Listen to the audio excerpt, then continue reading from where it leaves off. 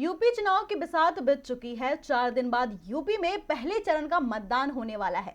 ऐसे में सभी दल सत्ता में आने के लिए एड़ी चोटी का जोर लगा रहे हैं और एक दूसरे पर भी आरोपों के तीर छोड़ने से पीछे नहीं हट रहे। सपा के राष्ट्रीय महासचिव रामजी लाल सुमन ने बीजेपी पर गंभीर आरोप लगाए हैं और दावा भी किया है कि बीजेपी जनता के सामने पूरी तरह से बेनकाब हो चुकी है। क्या कहना है रामजी लाल का, देखते हैं। यूपी विधानसभा चुनावों में बीजेपी दोबारा सत्ता में आने के लिए एड़ी चोटी का जोर लगा रही है। वहीं समाजवादी पार्टी भी बीजेपी को सत्ता से बेदखल करने के लिए हर संभव प्रयास कर रही है।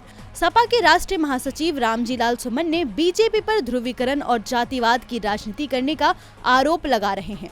उनका कहना है कि अब जनता भी बीजेपी के सारे पैंतरे से वाकिफ हो चुकी है। रामजी लाल सुमन ने कहा कि पूर्व के चुनावों में भारतीय जनता पार्टी ध्रुवीकरण करने में सफल रही थी, लेकिन जातिवाद की राजनीति की उम्र बहुत ज्यादा लंबी नहीं होती।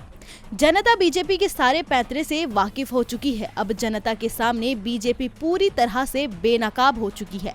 बीजेपी जातिवाद की राजनीति करती है, लेकिन समाजवादी पार्टी भूख, बेबसी, बेरोजगारी, लाचारी, महंगाई, बदतर कानून व्यवस्था, किसानों के साथ हद दर्जों की ज्यादती, निजीकरण, सामाजिक न्याय से निरंतर खिलवाड़ जैसे मुद्दे पर चुनाव लड़ेगी और सरकार बनने पर इन सारे मुद्दों का समाधान निकालेगी। वहीं हाल ही में सपा के साथ हाथ मिलाकर चुनाव में ताल से ताल ठोक रहे आरएलडी चीफ जयंत चौधरी को लेकर भी रामजी लाल ने कहा कि अखिलेश और जयंत की जोड़ी बीजेपी को सत्ता से बाहर करने के लिए काफी है। किसानों के ये दोनों पुत्र बीजेपी से किसान विरोधी नीतियों का हिसाब किताब 2022 के चुनाव में चुकता करेंगे और शहीद किसानों को सच्ची श्रद्धांजलि देंगे। डीबी लाइव की रिपोर्ट।